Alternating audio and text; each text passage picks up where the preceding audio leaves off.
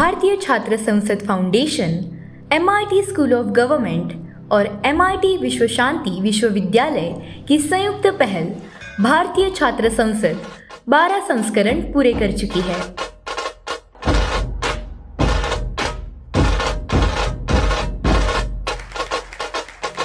राजनीति में आने से पहले युवाओं को प्रशिक्षित से प्रेरित करने के उद्देश्य से आयोजित इस लोकतंत्र के त्योहार में पूरे देश से आए 12,000 से अधिक छात्र सहभागी हुए। विविध क्षेत्रों के जाने माने हस्तियों ने इस अवसर पर युवाओं का मार्गदर्शन किया।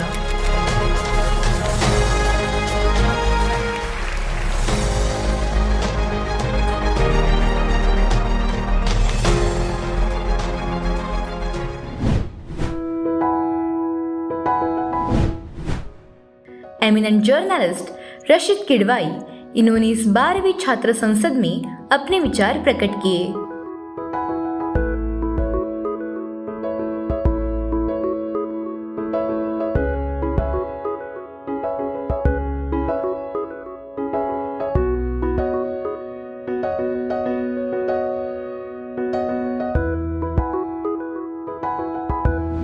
Condemning a kind of thing is very high on rhetorical, but we must also know why this is happening.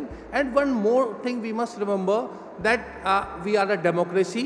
एक लोकतंत्र में जो चीज़ होती है उसका जनता क्या अल्टीमेटली जनता उसका जो होती है जो वोटर है वो एक फाइनल स्टेक होल्डर रहता है। मंच पे हमारे 4 बड़े माननीय राजनेता मौजूद हैं, उनमें से 3 जहाँ तक मुझे पता है उनका कोई परिवारवाद की कोई पृष्ठभूमि नहीं है। वो तमाम आए और अपनी राजनीति में उन्होंने जगह बनाई, चुनाव जीते, कभी और हारे। इस तरह से उनका एक तरीके की परीक्षा हुई।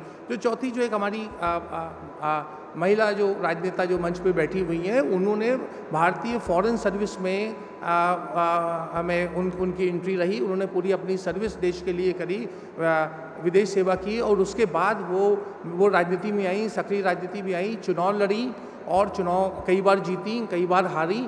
ये एक उनका अनुभव है। तो हमें थोड़ा सा एक लोकतंत्र के चश्मे से देखना चाहिए ये सब्जेक्ट, लेकिन वो तो मैं आपकी मान्यता के ऊपर छोड़ता हूँ। गंभीर प्रश्न ये है कि आज हमारे देश में वंशवाद जिसकी अब बात करते हैं ये क्यों चल रहा है, क्या कारण है इसका। एक बात तो ये जो हमारे वक्ताओं ने कही कि लोग ये चाहते हैं कि अपने परिवार की बात को आगे बढ़ाएं, लेगेसी को आगे बढ़ाएं, अपना एक घर में जिसकी तरह का फैमिली बिजनेस, बहुत सारी चीज़ें बातें कही गई। लेकिन उससे सबसे ज़्यादा गंभीर मेरा जो मानना है और मैं आप लोगों के युवाओं के समक्ष ये तथ्य प्रस्तुत करना चाहता हूँ ताकि वो उसको थोड़ा गंभीरता से करें, थोड़ा उस पर चिंतन मनन करें। क्योंकि हमारे देश का जो पॉलिटिकल सिस्टम है वो बहुत ज़्यादा भ्रष्ट है। चुनाव लड़े जाते हैं, आप सबको पता है कि चुनाव लड़ने की हमारे यहाँ एक पोल सीलिंग है। उसका एक अगर हम असेंबली के चुनाव देखें, विधानसभा के चुनाव होते हैं, अब उसको बढ़ा करके 45-50 लाख रुपए कर दिया गया है और लोकसभा के लिए वो निधि जो है जो चुनाव का खर्चे की है वो 75 लाख है। अभी हम सब जानते हैं कि हमारे जो लोकसभा के सांसद आते हैं या तमाम जो विधानसभाओं में चुनाव लड़ते हैं 7,000 से ज़्यादा, वो इसका उल्लंघन करते हैं। ये एक तथ्य है, चाहे कोई माने ना माने। एफिडेविट ज़रूर दे दिए जाते हैं इलेक्शन कमीशन को कि चुनाव का खर्चा हमारा 25 लाख का हुआ, 30 लाख मतलब पोल सीलिंग से कम में हुआ और यही तकरीबन लोकसभा का काम होता है। ये पूरा का पूरा भ्रष्टाचार में लिप्त जो हमारी चुनाव प्रणाली है वो है। और वहीं आता है ताल्लुक वंशवाद से। तो चुनाव में खर्चा होता है 1 करोड़, 5 करोड़, 10 करोड़, वो खर्चा कहाँ से आता है, उस खर्चे का सिस्टम कैसा होता है, वहाँ के ऊपर आकर के आपको भरोसेमंद लोग चाहिए होते हैं। ऐसा भरोसा जिन पे आप अंधा भरोसा कर सकें, क्योंकि हज़ारों लाखों करोड़ रुपए का मामला होता है और भी उससे जुड़ी भी बहुत सारे साधनों का मामला होता है। उन साधनों के मैनेज करने के लिए लोग देखते हैं कि अगर कोई उनके परिवार का सदस्य हो तो वो बात ढकी छुपी रहती है। इस चीज़ के ऊपर राजनीतिक दल जो है इतना जोर नहीं देते। हमारे यहाँ बात होती है कि इलेक्टोरल बॉन्ड शुरू हुए, वो भी उनकी भी एक अलग कहानी है, मैं उसमें नहीं जाऊँगा। उसमें भी तरह तरह के कि एक राजनीतिक दल के कितने इलेक्टोरल बॉन्ड है। बाकी पब्लिक फंडिंग चुनाव की होनी चाहिए। इस पर हमारे डॉक्टर CP जोशी बैठे हुए हैं, मीरा कुमार जी हैं, शिवराज पाटिल जी हैं, इन लोगों ने बहुत इस बारे में बातें की हैं और कहा है, लेकिन समहाउ राजनीतिक दल और चुनाव आयोग के बीच में ये पब्लिक फंडिंग ऑफ इलेक्शंस, इस बात की बात नहीं जमी है। तो ये एक बड़ा एक प्रश्न है कि जो भ्रष्ट सिस्टम होता है, उस भ्रष्ट सिस्टम में पैसे का जो लेन देन और खर्चा और उसके बाद का जो उसका मैनेजमेंट का काम होता है चुनाव के बाद में, वो वंशवाद के को बढ़ाने में आगे बढ़ता है। और दूसरी बात ये होती है कि वंशवाद से कोई राजनीतिक दल परे नहीं है। हमारे मित्र आम आदमी पार्टी के वो बड़ी अच्छी बातें उन्होंने कही और उन्होंने उसका क्लॉज का भी जिक्र किया, लेकिन देखिए आने वाले समय में क्या होगा। अभी तो आम आदमी पार्टी को 10 साल भी नहीं हुए।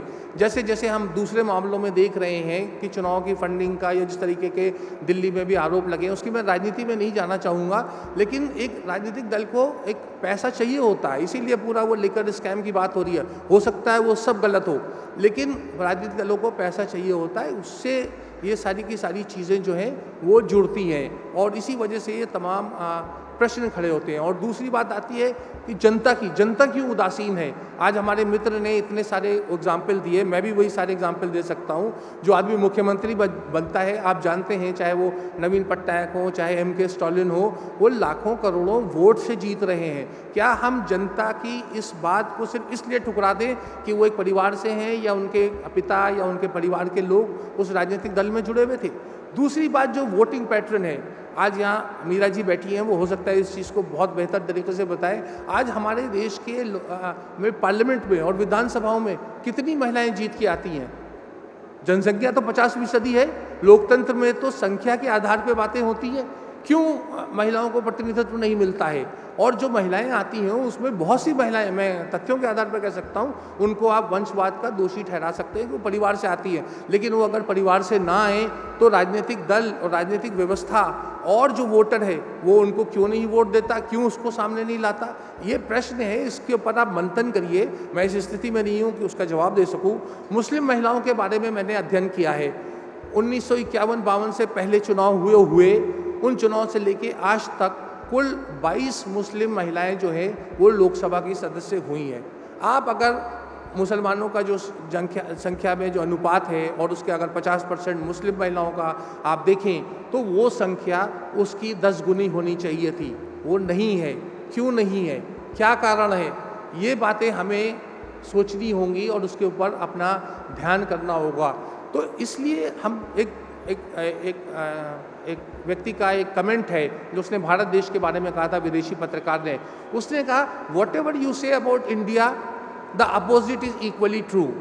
तो जब हम वंशवाद की बात करते हैं, हम अपने फ्रस्ट्रेशन में, अपने आवेश में, अपने एक पॉलिटिकल पॉइंट ऑफ व्यू से हम क्रिटिसाइज़ कर सकते हैं, उसकी निंदा कर सकते हैं, लेकिन उसके साथ साथ हमें ये भी समझना चाहिए कि वो क्यों चल रहा है। क्योंकि जो पार्लियामेंट्री डेमोक्रेसी का जो कॉन्सेप्ट है उसका तो ये एक तरीके का एंटीथीसिस है, लेकिन फिर भी वो क्यों चल रहा है? वो इसलिए चल रहा है क्योंकि जो हमारे यहाँ की जो व्यवस्था है, जो वोटिंग पैटर्न है, जो फंडिंग का काम है, जो चुनाव में महंगे खर्चे हैं, जो भ्रष्टाचार है, उन सब की वजह से भी उसमें वंशवाद का जो है वो बहुत ज़्यादा फल फूल रहा है। एक राजनीतिक दल के बड़े नेता, मैं उनका नाम नहीं लेना चाहूँगा, आप जानते हैं, सार्वजनिक जीवन में उन्होंने वंशवाद के अपने चुनाव में बहुत विरोध किया और उसके बाद उन्हें बहुत बड़ा, देश का सबसे बड़ा पद मिला और उसके बाद उन्होंने वंशवाद की दूसरी व्याख्या की।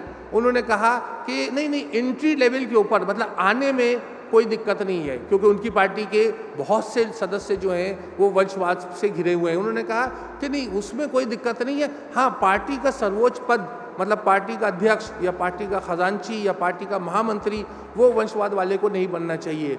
ये व्याख्या भी हमारे युवा उसको बड़ा अटपटा मानेंगे, क्योंकि एंट्री ही तो सब कुछ है। एक बार जब एंट्री हो गई, वो व्यक्ति परिवारवाद का, वो एक सांसद बन गया, विधायक बन गया या म्यूनिसिपैलिटी के लेवल पे आ गया, तो उसके सामने आगे तो वो कुछ भी कर सकता है। तो ये तमाम, मुझे लगता है कि हम उस तरह के करते हैं, डॉक्ट्रिन ऑफ नेसेसिटी का कॉन्सेप्ट रहता है, जहाँ जिसको जो सूट करता है वो बात कह देता है। और आप राजनीतिक दलों के आप बयान देखेंगे वंशवाद के ऊपर पुराने समय से अब तक, जिसका मैंने बहुत अपनी किताबों में जिक्र भी किया है, वो देखिएगा वो बदलते रहते हैं, जैसी परिस्थिति होती है वैसा कह देती है। और जनता जो है वो बिल्कुल उदासीन है।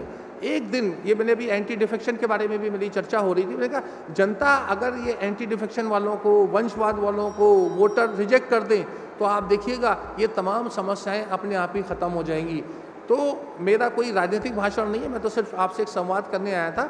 आप इन बातों के ऊपर थोड़ा गंभीरता से गौर करें, क्योंकि आप ही देश का भविष्य है, समझें और राजनीतिक चश्मे से प्लीज़ इन सब चीज़ों को बिल्कुल ना देखें।